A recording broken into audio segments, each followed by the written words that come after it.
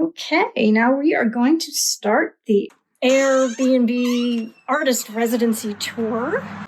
Out here on the front porch, it's screened in, so I get protected from bugs and varmints and things like that that want to eat my projects.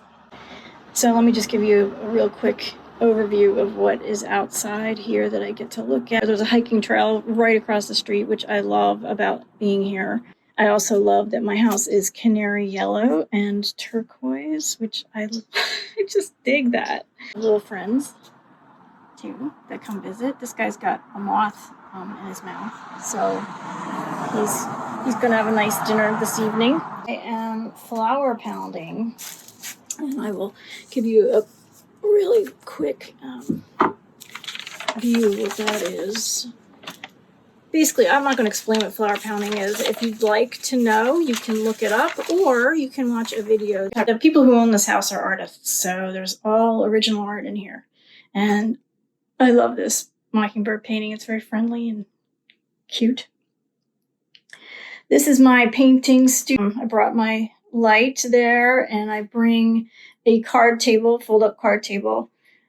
And that table underneath that I'm using to store stuff is actually part of this house. And you can see what I'm doing on here. These are some paintings that I just have them stacked up because I work on them at night.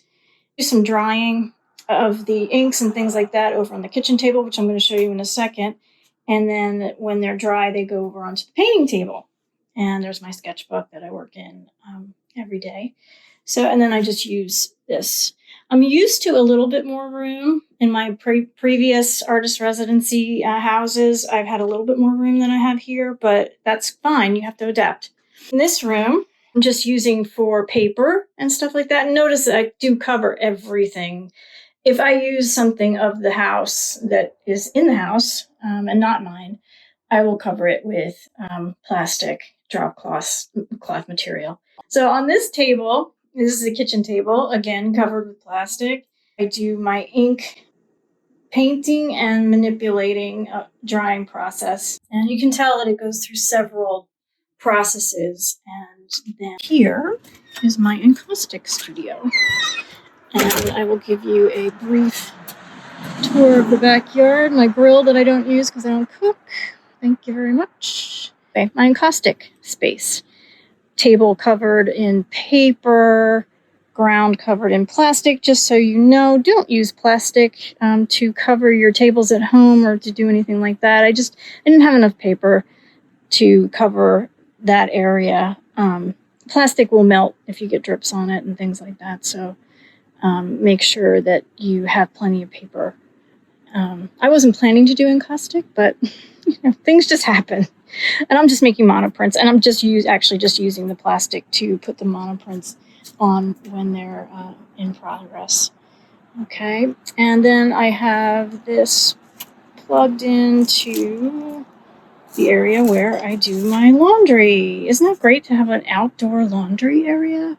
I think it is. Well, you can't do laundry when it's raining, but who cares? That's my branding stuff. I actually don't do my branding out on the surface. I do it on the table where my encaustic stuff is, or I do it at the fire pit. I said I utilize the things that are in the house. This is fantastic. This is a great table, metal table that I can scrape if I get something on it. Amazing, right? Okay, well, thanks for watching.